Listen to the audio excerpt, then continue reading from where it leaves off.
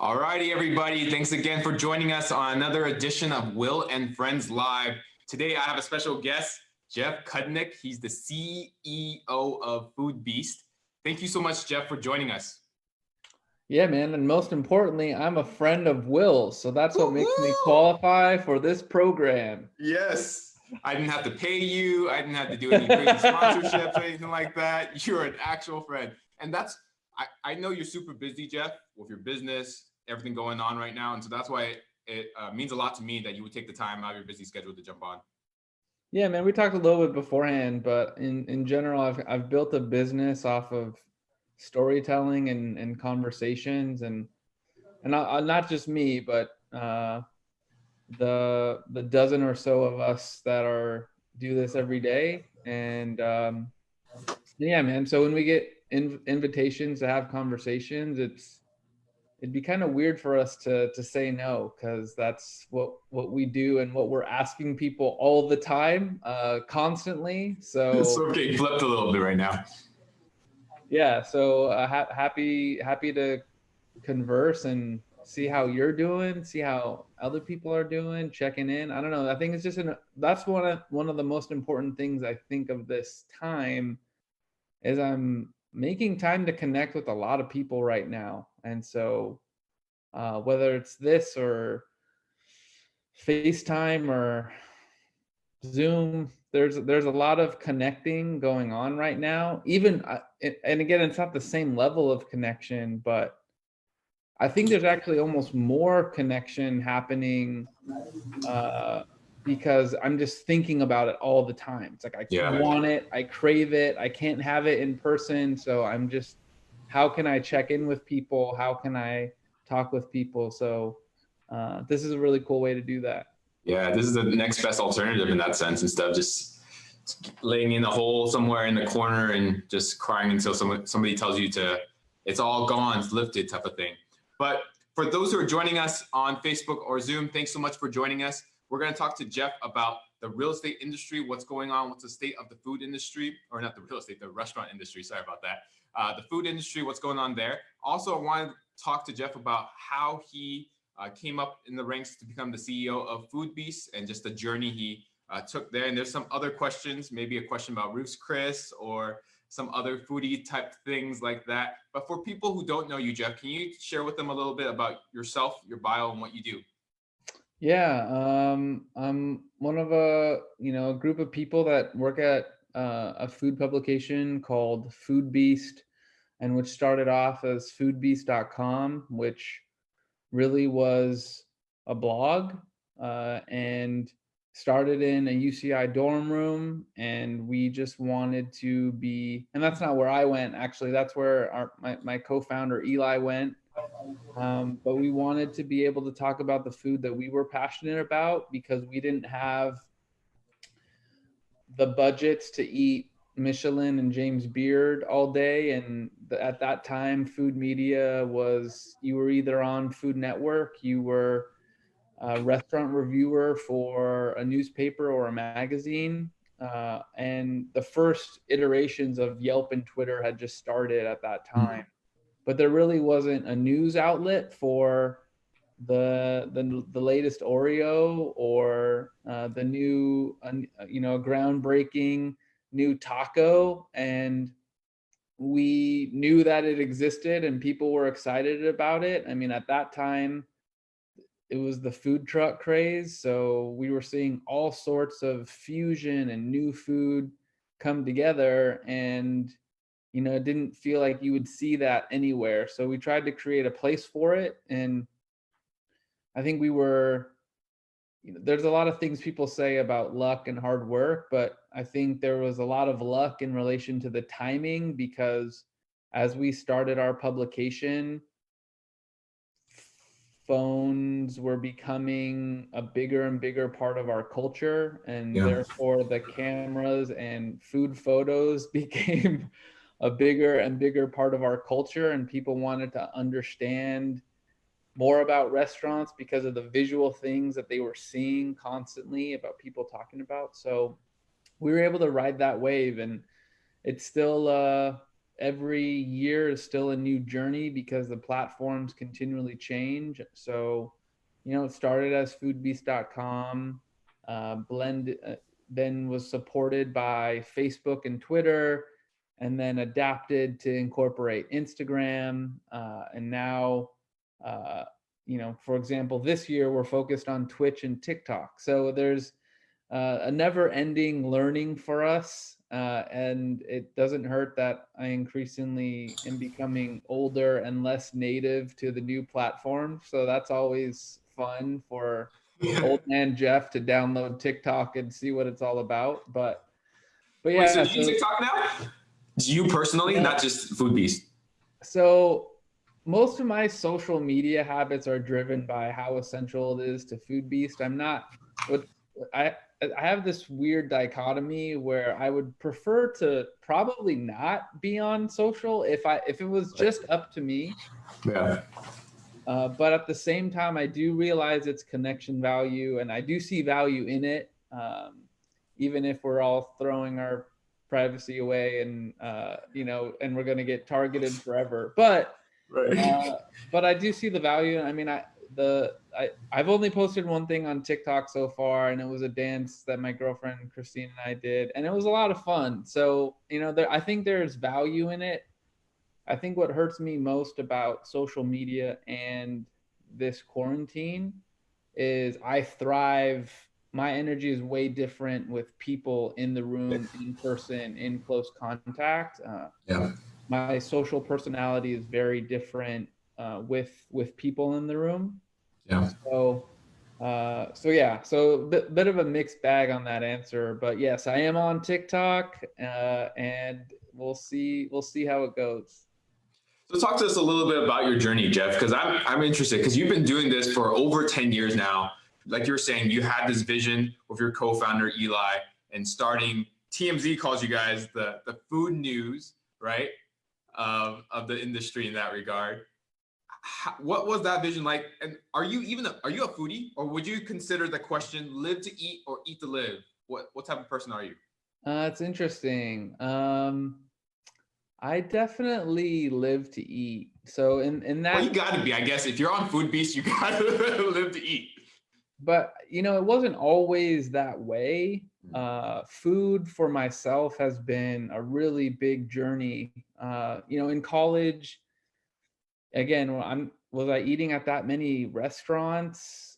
Was I cooking that much? Like, no, because I didn't really have the means and opportunity to be able to. So you're kind of just getting by, right? You're eating Taco Tuesday, and you're cooking mac and cheese, and you're kind of doing all that stuff. But I wasn't a gourmand. But I think what food allowed me to do was I have a pretty insatiable thirst for learning, and food is this endless journey where no matter what you've learned, you could get better at it, and no matter what you've learned, there's other things. And so but to get to your kind of original premise of a question, I tend to tell the story of like the easiest way to become a CEO of something is to just build it and call yourself it, and then the rest of your time is built legitimizing it. So it's not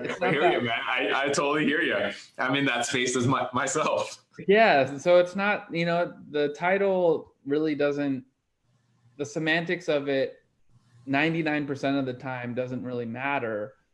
But if you want your company and your role, whatever that is, to have value, you need to make that value. And so, yeah.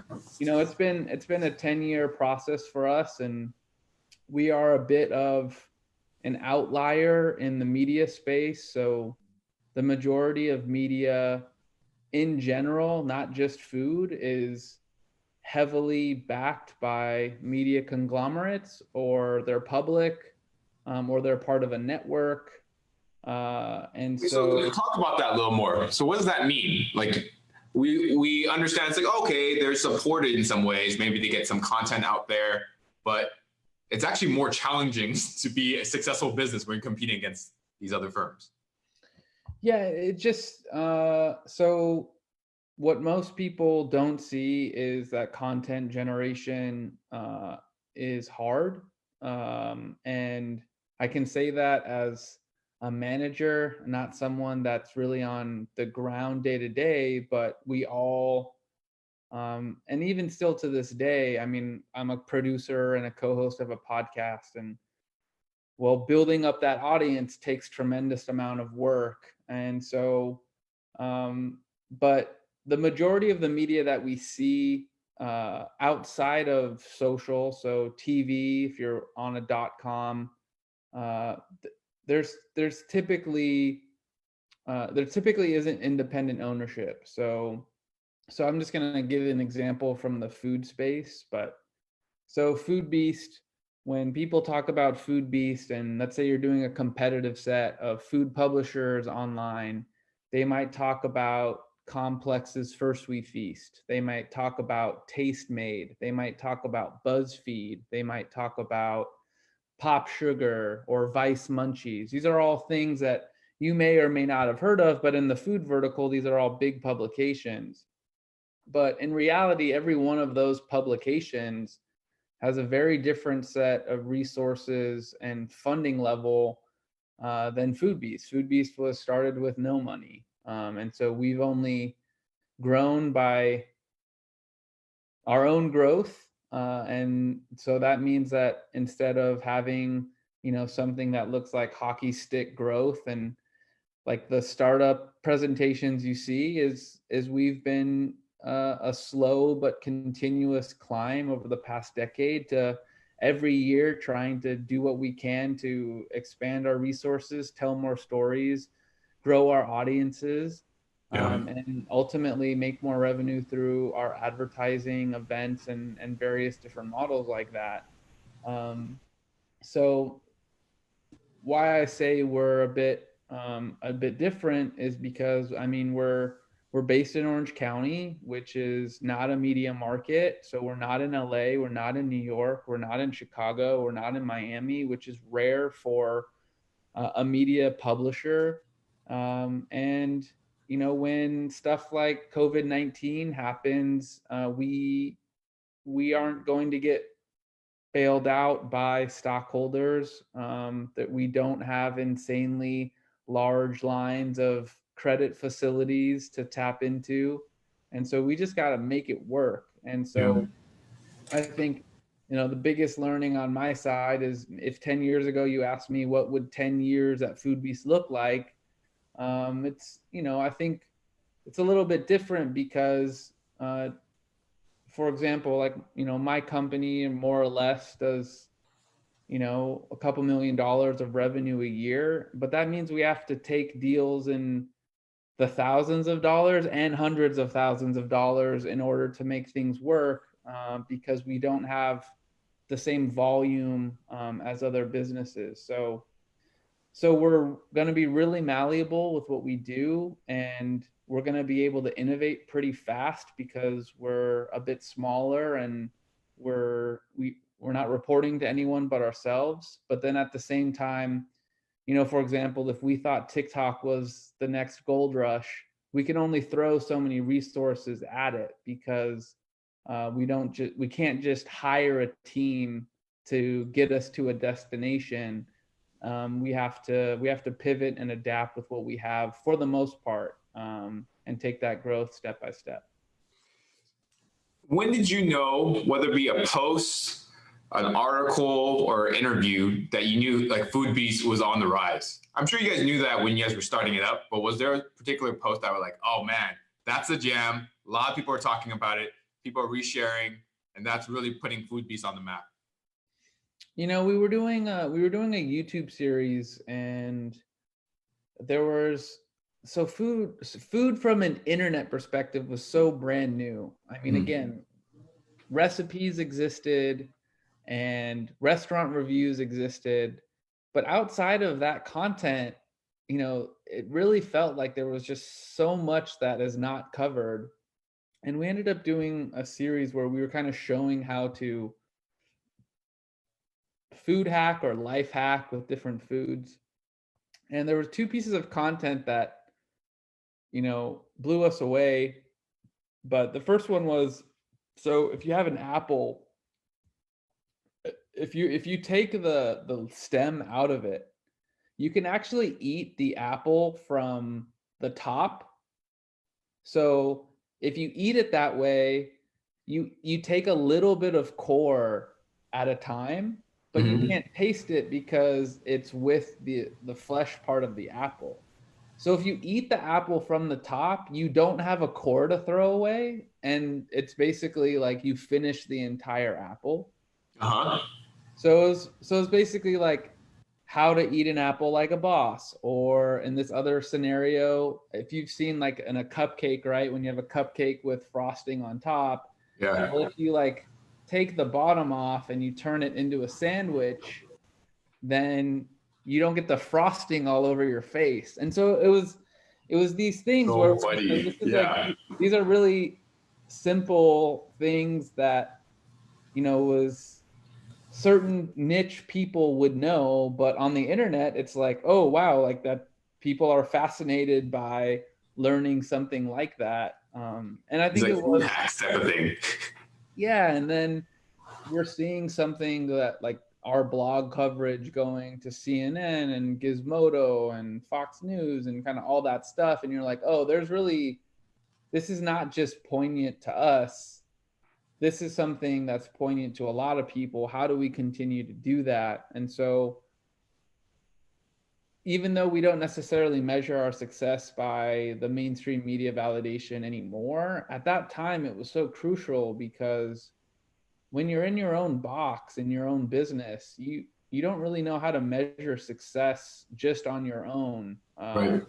So you have let's say you have 100,000 page views on your site. Like, how good is that? I don't. How do you know, right? And I think the validation of our content through other media was a big sign that, okay, we have something here. We need to continue to groom it. Cool. That's awesome. So just wanted a reminder for those joining us on Facebook Live or Zoom, thank you so much for doing so. If you have any questions, I'm here talking with the CEO and co-founder of Foodbeast, Geoff Kutnick.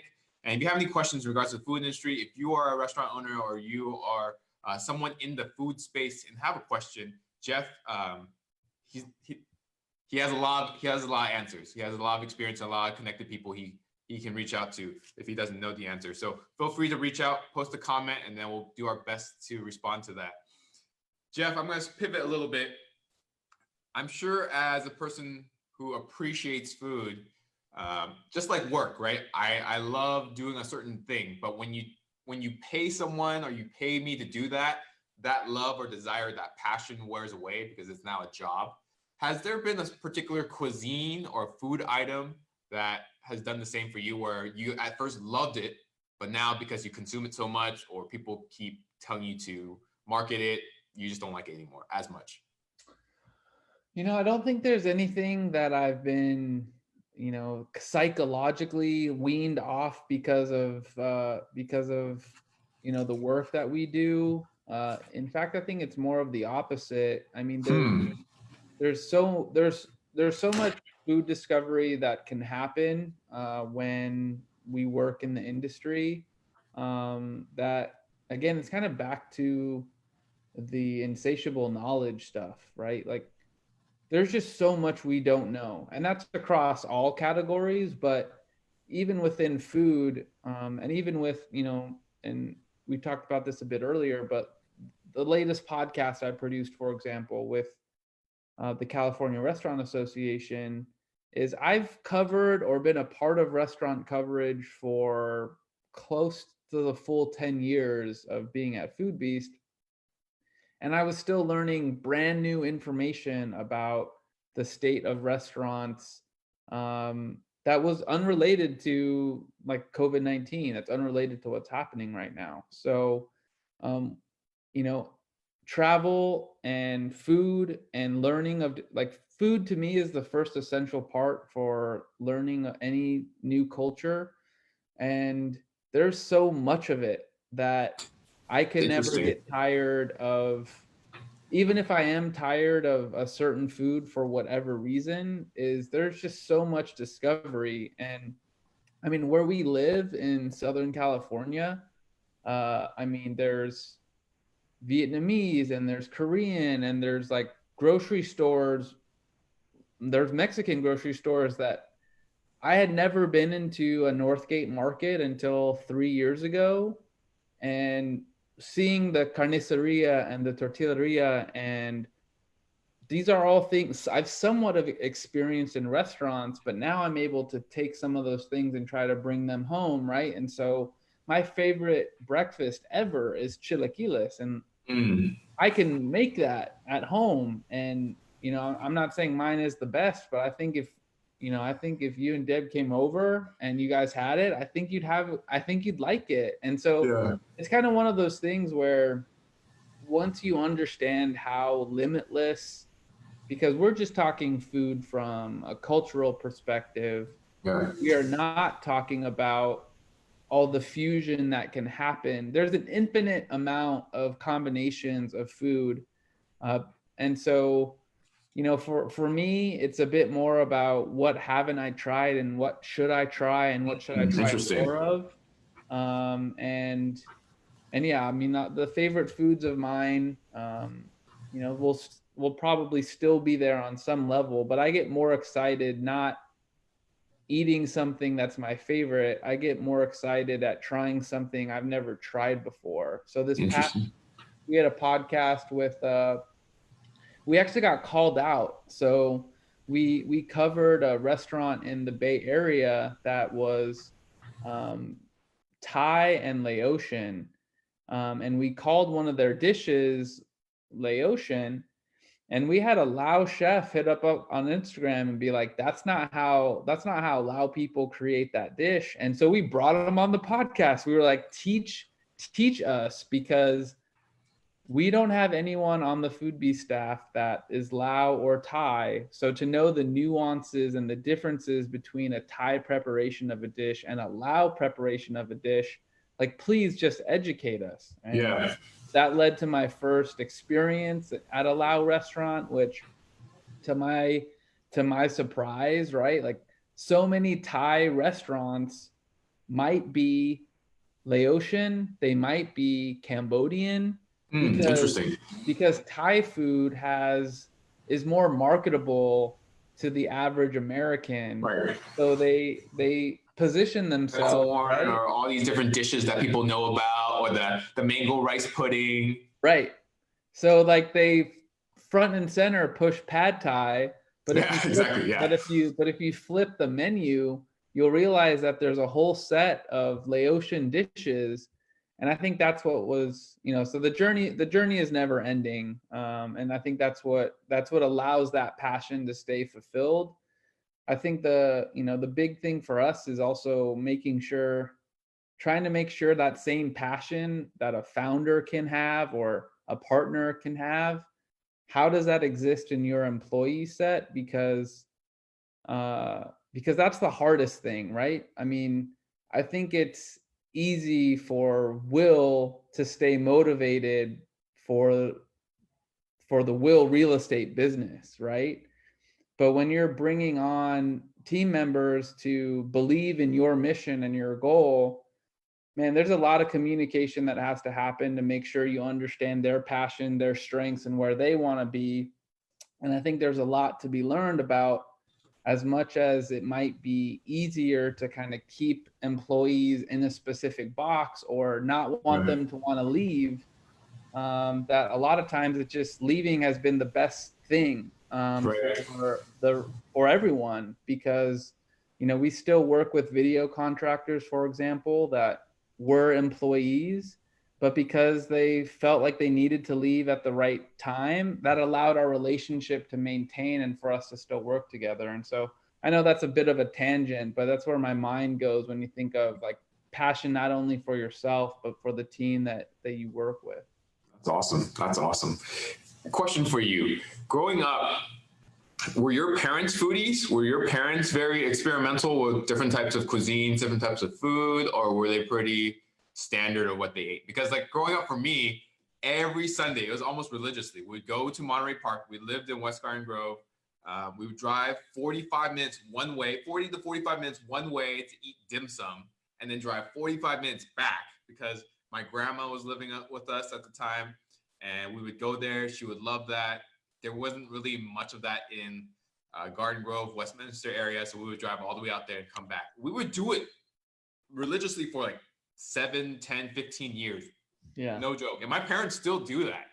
But I'm curious for you in regards to your food background. Were you introduced to that at a young age? I was introduced to a good amount of stuff. I think partially, I think with the amount of conversation surrounding privilege in this country, one of the first things I mention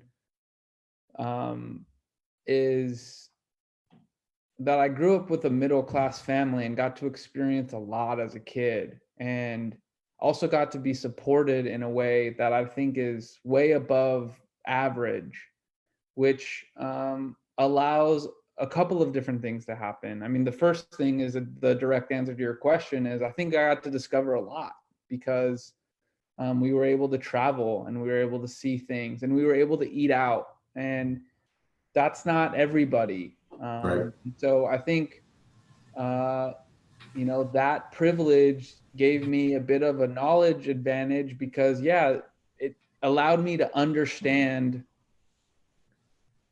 food in a way that was beyond the 5 to 6 meals that some families might experience over and over again. That's the major difference between my dad's childhood and my childhood. So my dad is Jewish. He's from Michigan, and he had a schedule. Like Monday was meatloaf, and Tuesday was whatever, and Wednesday was deli, and that's what he grew up with, right? And that's what he knew. And obviously, like my parents my mom cooks, which is another knowledge, source of knowledge, is because a lot of families, even if there is someone that cooks, may not be passionate about it or may not want, like, outside of sustenance and the bare amount of flavor so kids don't complain. Yeah, my mom liked hospitality. She liked hosting. She liked trying new recipes. And, that's something that I find in my personality as well, that there's a special bond that you can get when you bring someone into your home or you feed them with what you have. And there's a lot of things that I think, what draw us together, or what our religion can bring us together in that way, right? And so yeah, man, I was lucky to be introduced to a lot of things. I mean, my mom made Japanese meals, but at the same time she made lasagna, right? So I think I still got a kind of a mixture of the Americana childhood. I don't know if that's solely because I'm half and she was appeasing my dad. I don't know, but yeah, there was a lot of different foods growing up, and kind of similar to your story of, first of all, going to SGV is still a worthwhile trip. It's a little harder now with 2 kids, them crying, for sure, for anyone with a family, it's still a worthwhile trip when you're there. For anyone with a young family, yeah, the 45-minute drive is rough. Also, like Irvine, I feel like has kind of more solidified from at least a dim sum perspective on some level. But yeah, my dad would be so boss. So he was like, yeah, we were telling him, let's go to Orange County, let's go to Irvine. There's a big population there. There's a lot of legitimate restaurants that cook really good food. He was like, why go drive 15 minutes and wait an hour and a half to get seated when I can go to SGV, San Gabriel Valley, go to a dim sum place that I've been going to all the time. And when I see the waiter, he knows me, I know him, we'll get a table. So yeah, we're driving 45 minutes, but we're only waiting 10 minutes. So it's worth it. I was like, I don't know how that makes sense, but whatever works, Dad, because you're driving, you're paying the bill, I'll listen. I mean, what I really resonate with your dad on that is when they're like discovery continues to become harder the older I get. And I think you might be Yes. able to agree with that just because Yes. you have kids, which is a whole nother level because you have to decide in that moment, is it worth risking not only your happiness, but your Yeah. wife's happiness and your kids' happiness? And that's a lot of risk, right? There's a lot of days and nights that can be ruined by a foul Seriously. food. But at the same time, when you walk into a place where they know you, and they're thankful for you to be there, and they give you a level of service that uh, that is unmatched. I mean, I think that's a lot of the stuff that people are missing so heavy right now because Yeah. of just our inability to be able to see those people, interact with them, have that food, have that experience. And I also think we're probably all doing a lot of dishes right now. So I think that's something that if we could do less of at some point, as long as we have the means to do it, I'm really excited to sit down at a restaurant with friends, and I'm sure you are too. Yeah, most definitely. Let's pivot into it. Roots Chris, it's all over the news, man. All over the news. What if you were part of the marketing staff for Roots Chris or you're helping with the PR, what would you be saying right now? What would you be telling them? Because them getting a 20 million quote unquote bailout or the whole PPP and the small business payback protection, a lot of people are almost like, what's going on? It's almost like the whole Harvard thing. But what's your thoughts there? Yeah, I mean, one of the headlines I saw was 200,000 signatures in defiance and asking for Ruth Chris to return its loan. I mean, if I was an executive in the room, I think they have to follow what Shake Shack did, mainly because your brand's just getting destroyed right now. What did Shake Shack do? So Shake Shack also was in a similar camp. They received 10 million of payroll protection plan funding, but they also, I think, within the same week raised. Don't quote me on the number, but I believe it was 140 million round. And it wasn't. It was like through some sort of stock option. And I don't know the details on it, but obviously when you take 10 million from the government and then you have the ability to raise that level of capital, that is not an option for most small business owners, and people acted I mean, in a way that I think we all can understand, right? Which Right. is, how can we let this happen? So I have two things. The first thing is, yes, if you're Ruth Chris right now, you need to return it. Um, the problem is with Ruth Chris is Shake Shack did it first. So Shake Shack is kind of coming out like an okay guy in all this because Yeah. they refused it and they got ahead of it and they returned it. Ruth Chris is the unfortunate like second place Yeah. where they'll Whatever they do, it's still going to be bad. If they return it, they keep it. so they still probably need to return it, but again, I have no idea of the fiscal infrastructure, and it's very likely that they need that money. I mean, restaurants are getting hammered right now. Fine dining is getting hammered.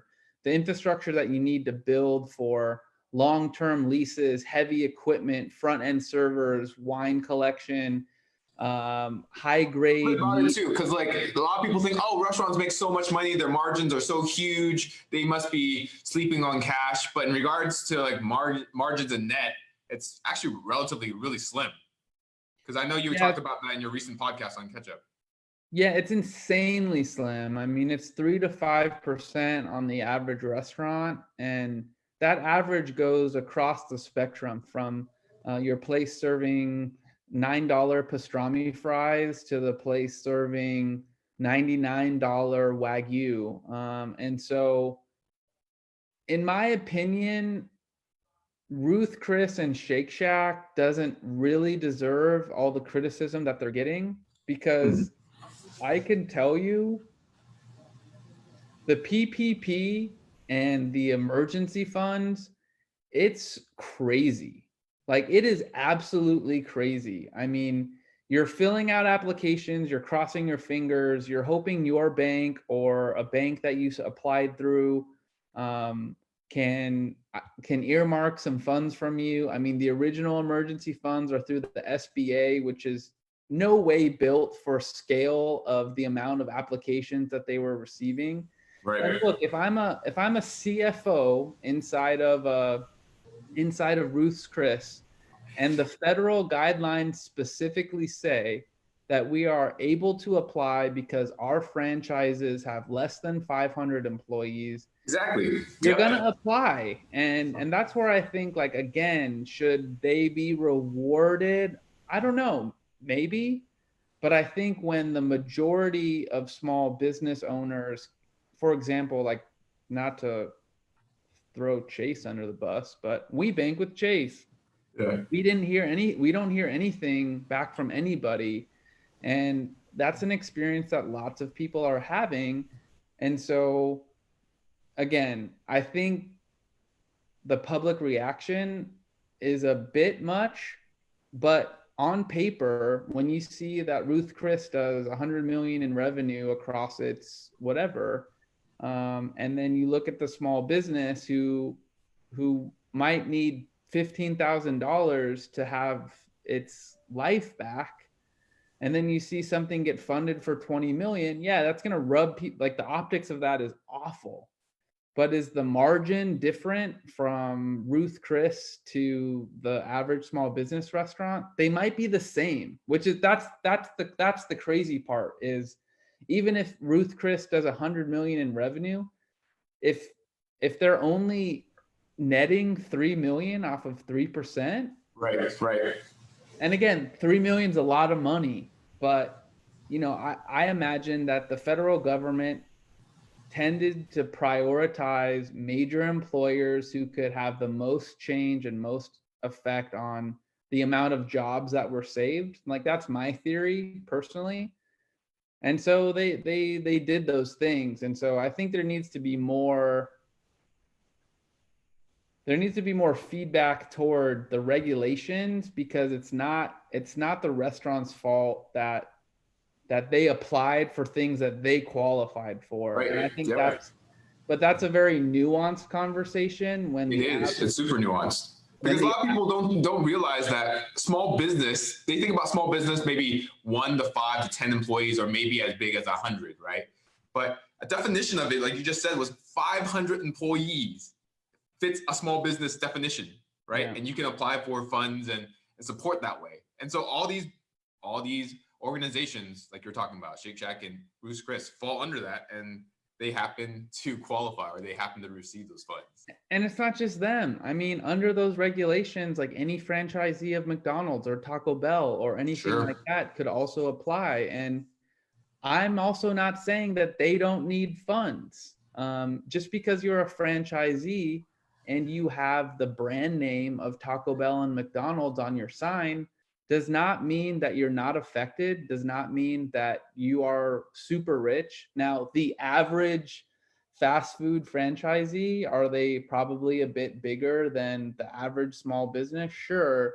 But I just, it's when you say McDonald's, there are thousands upon thousands of small business owners that represent their own locations. And I don't want to judge them either for buying into a small business and them trying to have success. But yeah, to understand the optics of when Ruth Chris and Shake Shack get money, and there is very little that I understand that has been funded toward independent restaurants. Yeah, it's gonna look like you're letting our independent restaurants fail and you're letting our conglomerates live. And that's the way the public is going to continue to perceive that for. It's so interesting too, because like restaurant is all about, in a lot of ways, your perception, right? Your service, the experience, not only the food, but it's the overall experience that you get from going to it. And so that experience gets passed on from word of mouth. That's like the best form of marketing, right? Cheapest and the best. And yet at the same time, I think it's just crazy in regards to the whole business aspect of it, because it is a lot of ways survival of the fittest. If you can't, because you weren't able to balance your finances, your P&L correctly, sorry, that's not my fault. I'm going to keep striving and doing what I need to do, getting the technology, getting the people to be able to build my business and build my brand. And so I think it's a really interesting study that people are going to look into one of these days about like public perception. What do you do when you do receive these funds? Do you give it back? Do you take some of it? It's just crazy. I mean, it's a crazy time, man. I mean, do you want to call all these bailouts like capitalism? Right. Do you want to call them like a part of our democracy? Like, we are in not completely unprecedented times, but we're in some weird times. And look, whenever the government has a handout, what history shows is everyone wants it. So yeah. Well, I mean, if we fit within those qualifications, why not, right? Exactly. If Joe or Jane was able to get it, why not me, or why not you? And I think with the really interesting, or like something I'm personally experiencing is, I don't have PPP funds yet, but I have received word that they're potentially earmarked, and we're kind of going through that process. And I don't know many people that got through, and I now have this almost like level of guilt when I talk to like my fellow business owners, because so not to like super dive into the details, but like when the PPP came out, we applied through our traditional bank, which was Chase. We applied through community bank. We tried to apply through QuickBooks because we have a Quicken loan, because we didn't know what was going to work. And it turned out for us that the community bank worked, but, or at least knock on wood, is in the process of working. But I'm on text trains with and phone calls with major restaurateurs and other agencies. And, you know, if you went through Wells, Bank of America, Chase, like I don't know one person. Good luck. Good luck. And I don't, but that's crazy. They're the biggest banks, right? Like I don't know. And then again, this is very anecdotal. This is not data based. Sure. But I don't know one. And the community bank that, you know, are now working with is like, they were smaller, but they talked to you, and they were furious. They were for the last 2 weeks. They just worked nonstop trying to process applications, doing whatever they could to make sure whatever money they could earmark for clientele or potential new clientele, that they did it. And do they have all the sophisticated technology? Probably not. Do they have the team resources? You know, not as many as other banks, but it was almost like, because of just them being old school and having, you know, values, that the average person was able to get a fair shake. I honestly don't know if that was happening at other places, but I think that's the, again, not to get into the weeds on that, but I thought that was, you know, really, really interesting just from a business standpoint.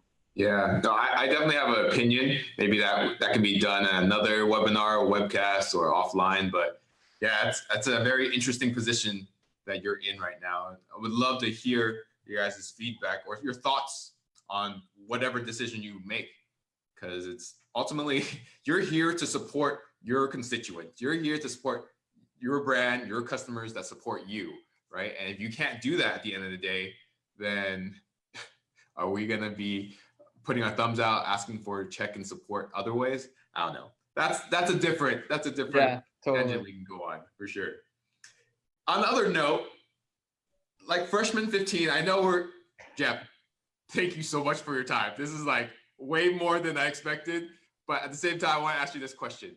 Freshman 15, you hear that a lot, but I think you're also hearing, and I'm maybe butchering the term, or there might be another hashtag that's out there, but the shelter in place 15 or the COVID 15. People are at home a lot and they're baking a lot of bread.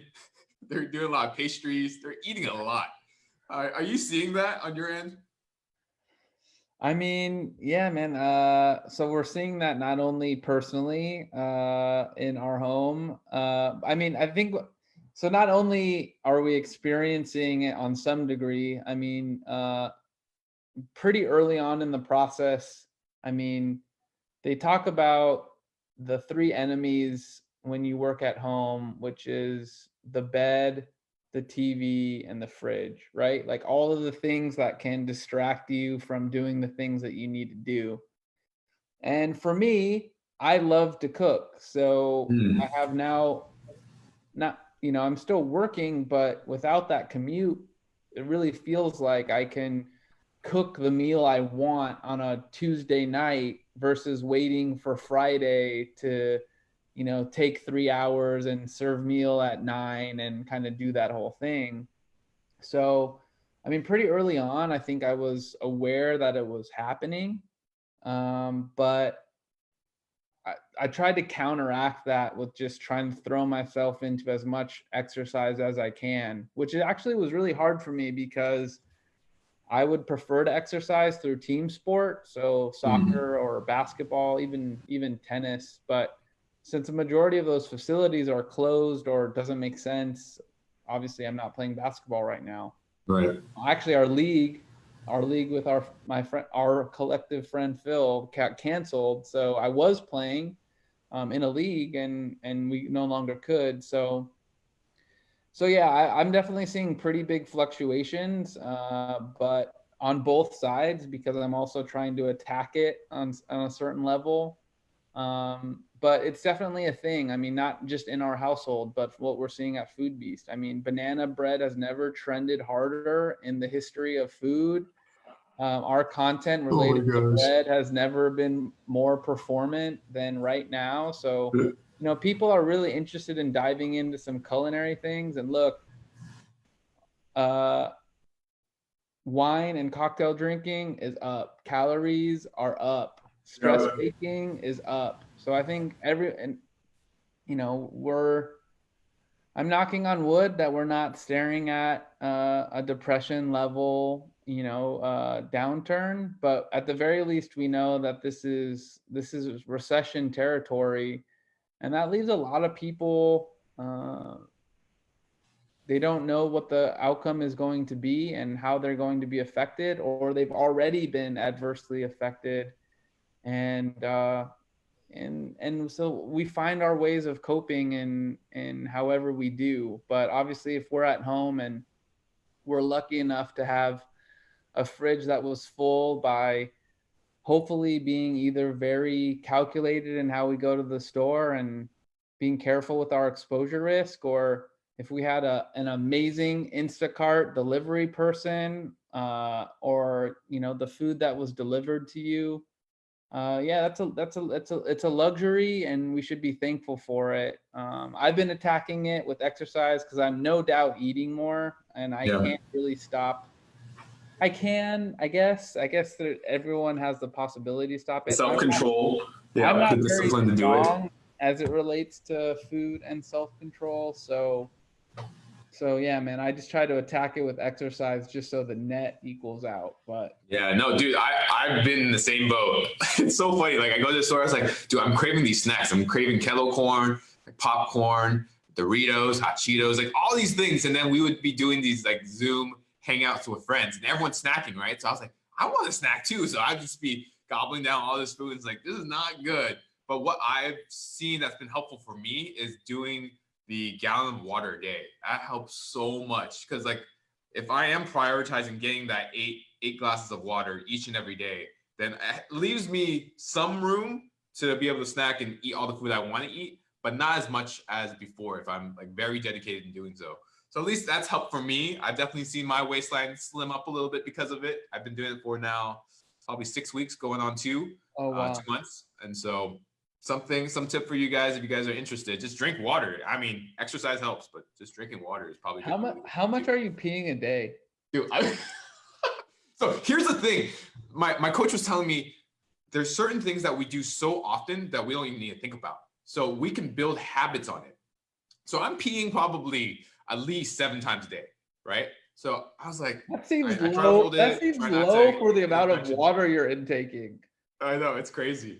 It's crazy. It's even worse for ladies, right? Because of toilet paper and everything like that. But that's a whole tangent somewhere else. Nonetheless, I'm putting a pull-up bar right above or right next to my restroom. So right before I pee, I just do a couple pull-ups. I couldn't do 10 pull-ups. Now I can do 10 pull-ups now, and do that every time. So at least I'm building up endurance, strength that way. So that's helped. No, yeah, I could definitely see that's helpful. I don't know, maybe again, this is back to like old man Geoff, but I definitely don't drink as much water as you. And when I do drink more water, I'm peeing at some level of frequency like you. So I can only imagine what a gallon of water will do to my system. But I think it's good. It's all good. Like Yeah. more water can only help. I mean, again, I think there's some pro cons in relation to like flushing out nutrients and also just like not drinking it all at once. So it's obviously like don't want to promote. I'm doing. I'm chugging. I'm like one of the. If you want to put me in the water chugging competition, I think I'd be a good runner-up or a good competitor there because I'm chugging them down. I was like, I need to chug 3 of these right now because later on I don't have the time. So just go for it. Whatever works for you, Will. I support, man. I support. Thank you. Hey, brother, I know you have so much time. One last thing before I let you go. What are creative things that people are doing to support the food industry, local restaurants, local businesses, like that? What are you seeing? I even saw a recent post that you did doing a belch contest. And tell us a little bit about that and different ideas that we can be thinking about for those who are in the position to give, to be able to do that. Not saying that you have to. I'm not trying to guilt you to do that. But if you do have a position to give or you have the desire, these are some ideas you can think about. Yeah.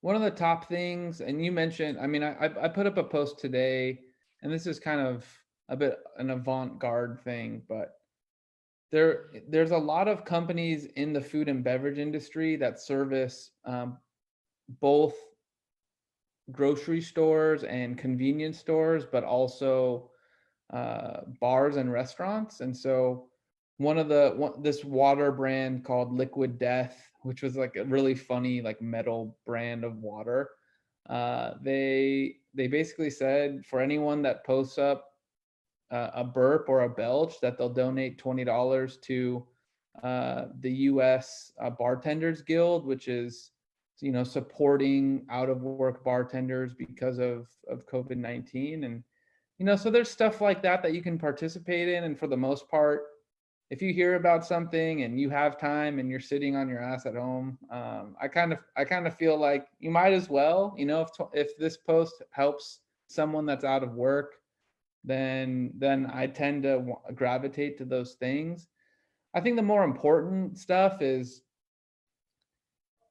30% of our restaurants, if not more, are probably going to close.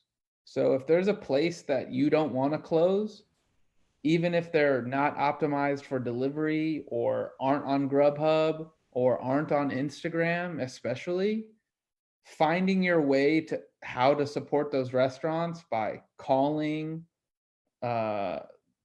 potentially stopping by if their dining room is still open with social distancing for takeout, so you can just order there. I mean, those are the types of things where for the most part, I think the people who can, are getting food delivered or food for pickup. But just spreading out that dollar, especially to include those the most impacted. From a Foodbeast perspective, we had deals with Chipotle and Habit, and we love those brands, and those deals fell through because of COVID-19, which dramatically affected our financial landscape.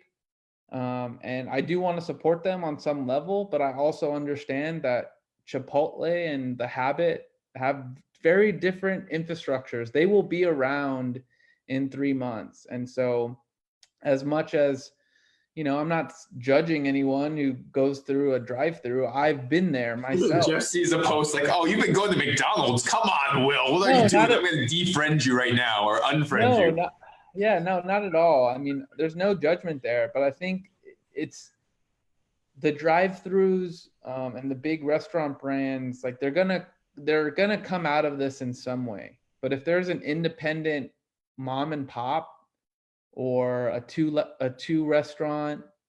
location restaurant, if you're not supporting them right now, the odds are really against them. So kind of going up outside of Grubhub, outside of the easiest thing that you can do, is definitely going to be important if you want to see those restaurants to continue to be around. But the last thing I think that's going to be really impactful is just tipping, tipping your drivers, tipping your drivers well, Interesting. because You're talking about this is like outside of the food, like the people delivering your food. Interesting. yeah, I mean, and we're lucky to be able to have them, but for anyone who's seen the track record of these delivery companies, they're not good. They're charging restaurants 20 to 30% gross of their orders. They're more or less having drivers depend on tips for a livable, if you can call it livable income. And these are the people that, are working because they have to, and they're exposing themselves for you and your $23 food order, right? And so, 20% is typically the standard as it relates to good service. And right now, I think delivery needs to be at the very least at 20%. And if it's something that you're not comfortable with, then maybe you should eat something at home, because those people who also tend to be on the marginalized side, or may not be at the same income level, is like they're just exposing themselves on a different level, and they're doing it for your food. So I think that's really important to me right now, is taking care of them. And any notes of encouragement that we can send to really anyone. I mean, I consider grocery work, because I'm in food, so I think about grocery workers and delivery workers and line cooks and people who are working in potentially not the best of conditions in order to make their income to provide for their family.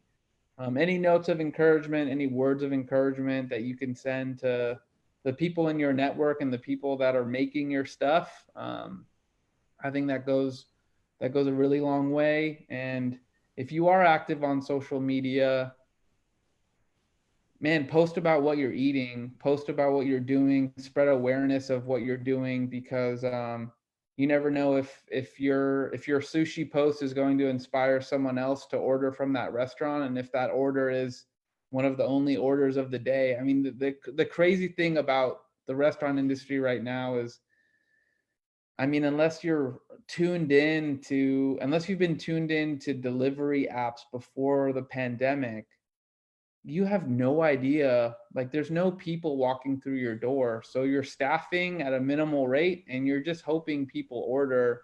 Yeah. So again, if everyone has 3 restaurants that they want to see outside of this, they should be doing whatever they can to make sure people order from those restaurants, because it's very likely that at least one of them will fail. Interesting, Geoff. That's sobering, but it's the truth. It's reality, and you actually are providing a lot of that content already on your podcast as well, on the catch up. So if people want to find out more information, want to hear about that, there's the story or the industry where one of the guests you were interviewing was talking about how the delivery service is very similar to the music industry, and how that's been revolutionized with Apple and technology like that. So I thought it was really fascinating. But nonetheless, Geoff and Foodbeast and the Foodbeast staff is providing a lot of content. So Geoff, if people want to find out more about you or the Foodbeast brand, what's the best way to reach out?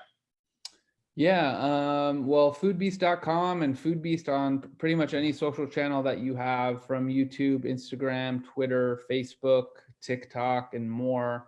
The podcast, if you search Foodbeast or Foodbeast Ketchup, which is KATCHUP, wherever the podcast platform that you listen to. And that's my big passion right now, which is kind of going beyond short form articles and videos and headlines and kind of diving deep into a subject matter. And a lot of it is Corona related because that's the life we're all living in it right now. But we have great stories on there from like the founder of Boba Guys, which is the leading, boba chain in the US. We talk about, and these stories have more relevancy and less relevancy at the same time. I mean, we talked to the chief culinary officer of Cheesecake Factory about how they fed 100 million people a year. They're also in the headlines because they were the first major chain to basically say we're not paying rent. So, there's a whole lot of things going on, but I think if you're looking for stimulating food conversation, that's our goal there. And yeah, search Foodbeast on your podcast platform, and that's where we'll be. Cool. Geoff, again, it means so much to me that you would jump on. I know you're a busy guy. I was hoping to squeeze 30 minutes, and I've squeezed an hour from you. So I apologize to those who I've taken you away from, but I thank you so much for doing this. I would love to be able to do another webinar to talk more about the food industry or just even the things that we touched on. There's a lot of good stuff that we talked about. Yeah, man, I actually think that another webinar that might make sense is there's a lot of intersectionality between real estate and food right now. The Cheesecake Factory stuff that I just mentioned, and it's obviously a decent amount is on the commercial side. But yeah, I think there's some interesting crossover. I mean, especially with what you do and how kitchens are changing and the appliances that people are now wanting and including. I think there's always a lot of crossover. You just got to be open to it. So keep me posted, man. Sure. I'm excited for what you're doing. So let me know how I can support. Thanks, Geoff. I really appreciate it. Thanks so much for everyone who joined us. I hope you guys are doing well. Stay safe. Talk to you guys later. Bye for now. Later, Will. See you, Geoff.